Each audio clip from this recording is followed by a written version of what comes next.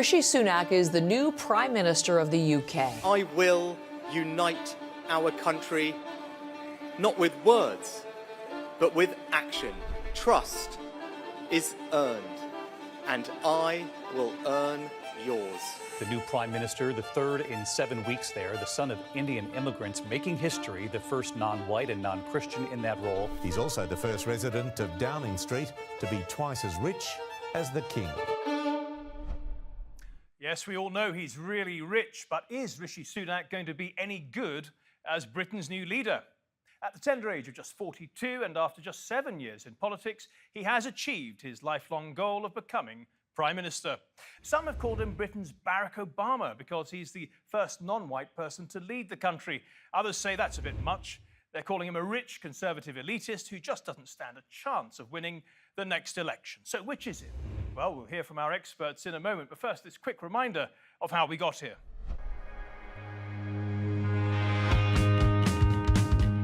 Good morning. I've just been to Buckingham Palace and accepted His Majesty the King's invitation to form a government in his name. And so begins the era of Rishi Sunak, Britain's 57th Prime Minister.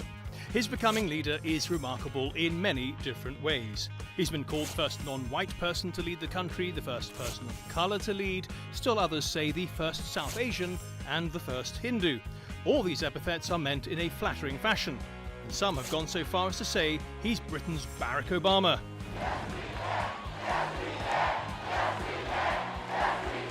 But does that comparison really stand up? The short answer is no. In campaigning to become America's first black president, Barack Obama not only inspired the nation, he electrified the world.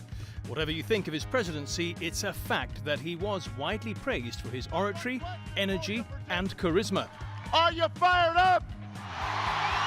Are you ready to go? Fired up!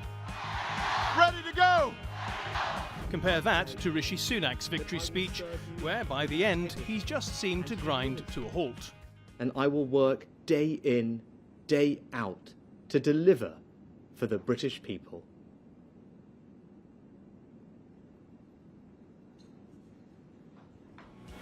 Perhaps the totally different energy reflects the totally different routes to power. While Barack Obama toiled in a grueling campaign for over a year, crisscrossing the nation, Rishi Sunak just had to keep his head down in one of his multi-million-dollar homes, while his fellow Conservative MPs considered their choices.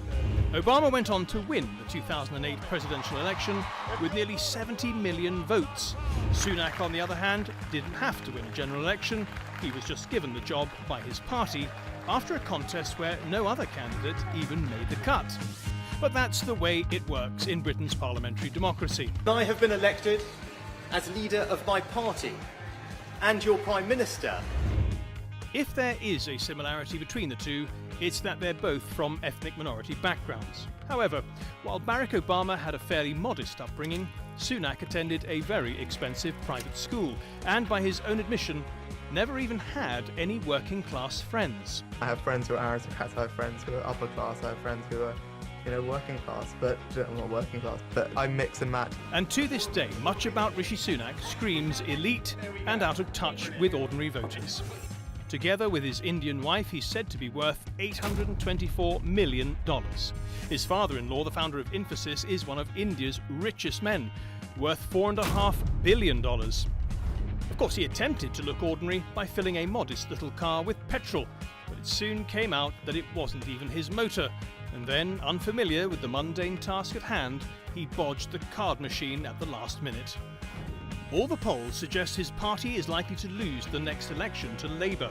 So why then did Conservative MPs choose him as their leader? Well, after Liz Truss's disastrous 6 weeks in charge, in which he's accused of crashing the economy, the main reason given is that this former Chancellor and former hedge fund manager knows how to run the economy. And in this era of economic uncertainty, you don't have to have the charm and charisma of Barack Obama, you just have to be seen as a safe pair of financial hands. I will place economic stability and confidence at the heart of this government's agenda. This will mean difficult decisions to come. Well, that is usually code for spending cuts, or freezes at least, isn't it? Well, we're going to be looking at that and other issues with our guests today. They are Ella Whelan, the organiser of the Battle of Ideas Festival. She's also a columnist at Spiked. Patrick Boyle, Professor of Finance at King's College London and also a brilliant YouTuber. And finally, joining us from the Indian capital, New Delhi, is the writer and journalist Nilanjan Mukhopadhyay. Well, welcome to all three of you. Let me start with you, Ella. Do you think that Rishi Sunak is Britain's answer to Barack Obama? In a word, no. Mainly because, you know, whatever about Barack Obama, he at least had a sense of kind of popular support. He was somebody who won an election, won a huge amount of support, not just in his own country, but worldwide. Rishi Sunak has, a bit like the Pope, been sort of voted into, or not even voted in, sort of half appointed, like in a puff of smoke, into Parliament. And, you know, likewise, Barack Obama was something different for, at least initially, for American politics. Rishi Sunak might look different, but he is just another Tory. And in fact, his policies aren't very different from his fellow colleagues. That's a really interesting point. Patrick Boyle, Britain's answer to Barack Obama? I think it's just a very different situation. I think it's sort of a very simple sort of thing where you say a person of a different race has been voted in and that's the same. But is it really? The two countries have very different history. Yeah. Nilanjan, how have people in India received the news of Rishi Sunak becoming Britain's Prime Minister? Well, there's a variety of opinion, but the dominant viewpoint, that is especially from the Hindu right-wing side, is that India has won the empire. It's like saying, you know, that one of our man, our person, has actually become the Prime Minister of Britain. We were colonized for a long time. So for a large number of people in India, this is reverse colonialism in many ways. And this is part of a global trend that in the last year, we have seen many people of Indian origin becoming, taking on very important positions in various governments. You have had Kamala Harris in the United States. You have had Leo Varadkar in Ireland. Every news of a person of Indian origin getting elected to any public office is usually played up big time in newspapers and even bigger time in the social media. So generally speaking, there is a tremendous amount of excitement that a Hindu has become Prime Minister of Britain, and that too an Indian. That's really interesting, and we've seen some headlines that bear that out, haven't we? NDTV, for example, Indian sun rising over the empire, history comes full circle in Britain. This is a bit of a concerning take, though, isn't it? Because as much as they're proud of him, if they're getting so excited about it, are they expecting some sort of preferential treatment from Rishi Sunak? Look, before getting into the preferential treatment, I think it is also, this kind of response in India is also very worrying. Because if Rishi Sunak has become the Prime Minister of Britain, it is primarily because of the multiculturalism that is being embraced in Britain at the moment. Whereas what we see in India, especially in the last 8.5 years, is a kind of a majoritarian sentiment sweeping through the entire country. We all know the kind of government that is being run by the Prime Minister Narendra Modi, a very Hindu chauvinistic majoritarian party where the religious minorities do not have much space. There is absolutely very few people, you know, from either from Muslims or Christians who are called the non-Indic religions, who are there in our as members of Parliament. Ella Whelan, I wasn't anticipating that answer from Nilanjan, that many people in India, especially of a more right-wing kind of bent, would be looking at Rishi Sunak's ascendancy to the premiership as some sort of won over the British. That sort of thing might be a bit concerning for Rishi Sunak, who, you know, he says he supports Britain as much as anybody. He supports them over the Indians in cricket and is as British as a cup of tea. So you tell me, how is this going to go down in Britain if this is the sentiment that's coming across from India? Well, I don't know how seriously I'd take it. It's a bit, however he's viewed in India, certainly he's a British citizen. He's made that very clear, and I don't think there's much question over his citizenship or his identity or loyalty even in terms of here in the UK. Apart from, there is this awkward fact, which was, if you remember back when the initial Tory leadership contest was being run a few weeks and months ago, there was this sort of revelation that he had a green card, and there was this, this sort of problem, which was that Rishi Sunak is an individual who has been kind of hedging his bets in terms of being, it's what David Goodhart calls the kind of somewheres and the anywheres. He's a member of a kind of political elite who is able to be sort of almost transnational. There was also the furore over his wife's kind of tax credentials. And there is this, there is this sense that he is not someone who is necessarily, or at least the status of his the presence of his green card brought into question his loyalty as someone who's committed to the UK, as which you would have to be in terms of being a prime minister. But I just really the main point I want to make is that the idea that the Conservative Party and MPs who are in a total panic at the moment elected is a strong word to use, appointed Sunak as prime minister because of multiculturalism or because of his heritage or his ethnicity or anything like that is a nonsense. They're stuck between a rock and a hard place, and Rishi Sunak has managed to capture a sense of stability, which I would call into question. And this is all kind of political maneuvering. It's got nothing to do with making grand gestures about what an open multicultural society we are. That's a nonsense. It seems that they basically just trust him, as you say, to unify the party and to bring economic stability, especially in contrast to Liz Truss. Can we just backtrack a little bit for a moment? Okay, the package, the report we had at the beginning of the programme was rather cynical, and it didn't really paint him in a great light compared to Barack Obama. But that's understandable, given that he didn't have to face an election. On the other hand, it is still historic. Let's take a look at this picture, for example. We see Rishi Sunak in amongst his supporters in the Conservative Party, and as you would expect for a country that is overwhelmingly white British, all his supporters around him there are pretty much white British as well. Does that speak well of the Conservative Party, then, that they have chosen someone who's a different race, different religion to them, to lead them now and into the next election, probably?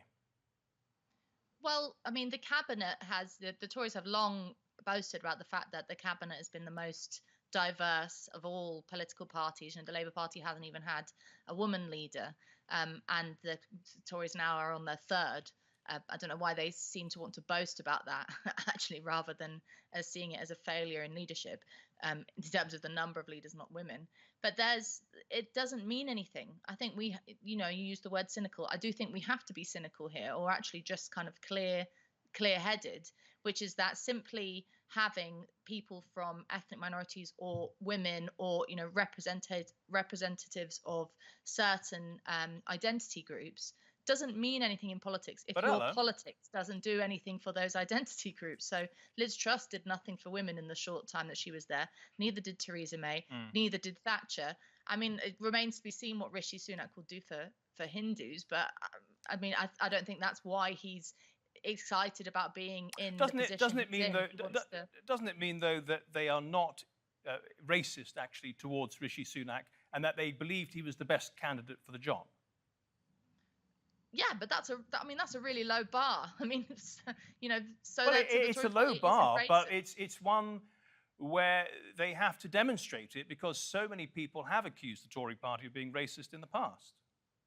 Yes, and I think most of us are sick of that kind of identity politics argument, which is that so much of time gets taken up in parliamentary politics today about how many MPs are wearing skirts, how many MPs have this, what kind of their sexual preferences, what their identity is. Meanwhile, we've got a cost of living crisis, people who can't afford to heat their homes, and the rest of us sat at home watching this sort of carnival continue. Are sick and fed up of it. So I won't be. Another thing they're fed up with appears to be that there hasn't been an election. Can we just take a look at this survey? We've got 56% of people they want Rishi Sunak to call an early election. 29% don't want an early election, and 15% don't know. We also took the trouble to send our producer out onto the streets of Westminster, where else, to get a little bit of flavour from ordinary people. Let's have a listen to that first. Do you think there should be a general election?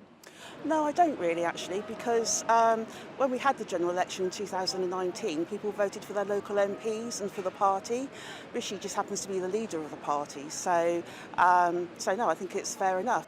I think that should happen fairly soon, probably will happen in my view fairly soon, in the spring, but not just now. We need a few months to stabilise. When you see an Indian Prime Minister in office, do you feel represented? Only represented in the fact that I am of Asian background, of Indian background. It's nice to have somebody who colonized us for 200 years, having somebody from that society. But he is not of the working people. He is for the City of London, he is for commerce, he is for the establishment. Well, the British public there, as interesting as ever. Patrick, can I ask you, do you think there is a democratic deficit here with Rishi Sunak, and it's only going to be solved if they hold a general election early?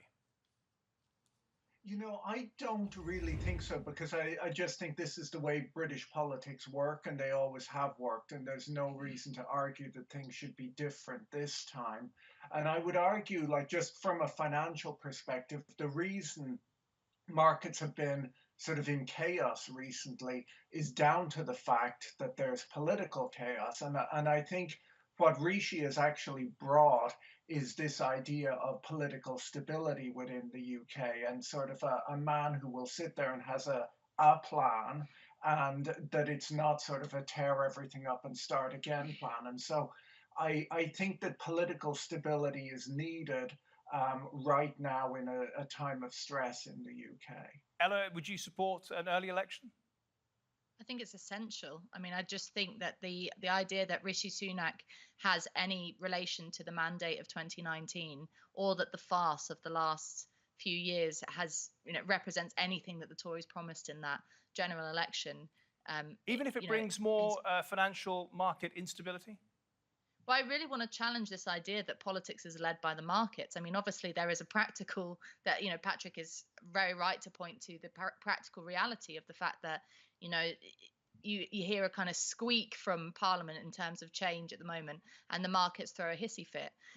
But the reality is, if you're going to want to make any kind of political change, of which is needed, I've already mentioned the cost of living crisis, which people keep using as this kind of phrase, but it's a real thing that's happening to people, that's affecting people's lives in very real ways. If you're going to make any kind of decent kind of ideological change that needs to happen in order to reinvigorate the economy, you're going to have to upset the markets. And you're going to have to deal with that. We can't just sit in this period of stasis forever. The thing is, Liz Truss and Kwasi Kwarteng upset the markets, and within a few days they were out. Do you think, as another commentator, I think it was Toby Young, said, that the markets essentially, and the MPs who didn't want Truss there in the first place, their preference was actually, back in the summer contest, Rishi Sunak. Do you think it's been basically a coup by the markets and by MPs to replace Truss with Rishi Sunak? I think it's probably, I'd be sort of not to call that conspiratorial, but I think it's much less planned than that. I think actually what's happened is that the Tories are free falling. They're just in a complete chaotic mess. There's, everybody's talking about splits. They don't know what they stand for anymore. And the period of instability that we've had over the last few weeks and months shows how, little vision they have. And so I think they're just sort of falling from one person to the next. And the focus on Rishi Sunak as being the man of stability is so utterly depressing for voters. It's because stability means stagnation. And if you look at the kind of things he's talking about in terms of benefit cuts, and completely ditching the one good thing that Liz Truss had going for her, which was, at least in a hollow way, using the word growth. At least she used the word growth. That word doesn't come out of Rishi Sunak's mouth. Patrick, so he might be stable, but he's incredibly depressing. Patrick, he's stable but depressing. Well, the truth is you have to pick someone for the job. I'm not sure that Rishi is like the greatest person in the world, but he he seems decent. And, you know, I look at the other candidates and don't see sort of any real star candidate that would come in and shake things up and do things better. And, you know, that could be the problem. But that is really how I see it. Like Liz tried to come in and change everything. And, you know, we're at a point in markets and in global politics where there's an awful lot of instability, where, you know, it's very reasonable for people to worry about the economy going forward. And I think if, you know, Liz kind of came in like a bull in a china shop and said she would change everything, and the world panicked because it looked like economic experiments, and that's not really what's wanted right now. Can we bring in a character called Suella Braverman?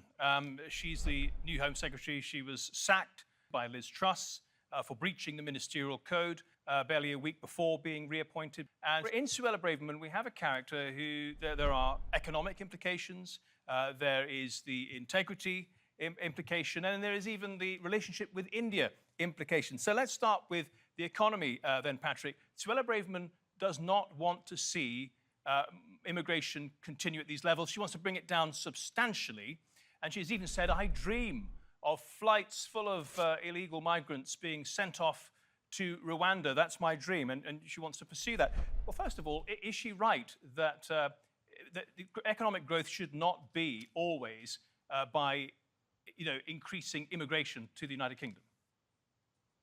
Well, you know, labor is a factor of production, and we need workers in order for the economy to generate GDP. Of course, every country does need to have, you know, reasonable controls on who comes and who doesn't. But so I think the idea that no one should be coming into the country is a disastrous idea. But you know, it's not crazy to say that a country, because pretty much every country does choose who they allow in and who they don't, and they screen people based on a variety of characteristics that relate to what's needed in a country at a given point in time. Nilanjan, Suella Braverman is not well regarded by many in India. Why is that? Well, you know, within India, Suella Braverman has also been seen primarily for her Indian connection. You know, listening to Ella and Patrick, the sense which I got is that a large section in India, the way they have been looking at Rishi or Suella Braverman or any other leader of Indian origin in any country, we basically look at them as people who are our own. It's almost like, you know, various issues which are remaining between India and Britain to be done, which have been pending for a long time. You almost expect Rishi to act like an Indian and not like a British Prime Minister. So there is this false notion, and this is primarily because Indians have done their international politics or diplomacy has been conducted with keeping the domestic constituency in mind. This is especially true in the last 8.5 years since Mr. Modi has been Prime Minister. Well, we're running out of time, Ella. There was a lot to get to you about, but I just want to conclude with this final question. You know, we've had 3 prime ministers in the last 2 months. How long do you give Rishi Sunak? Well, I think that he is the stable candidate, and I've said that's depressing, but I think what's going to happen now is that the Tories their main priority is to try and calm things down. I mean, there's already been, you know, delayed announcements relating to the budget and the economy, which I think most of us knew was going to happen.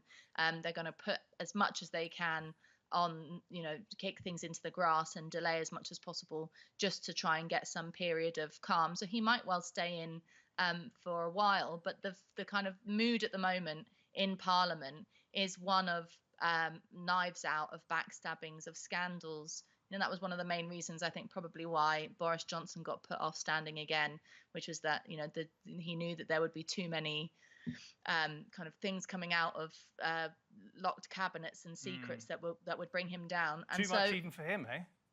There is a really infantile mood in Westminster at the moment, which is that people, and Rishi Sunak perhaps captures this quite well. It's a kind of infantile mood of careerist politicians, of which Rishi Sunak is one of the worst. People who want to socially climb and have a great career in politics, but not actually do anything for the country. And so it was all become a bit of a game, really. And I think the last few weeks and months have felt like we've been watching some kind of ridiculous game show hosted within the Palace of Westminster. And that's bad news for those of us who are outside looking in and feeling the effects in our everyday lives. So I hope that a general election comes soon, because I'd like to give them a really good kicking. Ella, Patrick, Nilanjan, thank you so much for your contributions to The Nexus. Much appreciated. And thank you at home and on your phones for watching. Remember, if you want to see this episode or any of our previous episodes, do go to our channel on YouTube. Just type in Nexus TRT World. Till next week then, goodbye.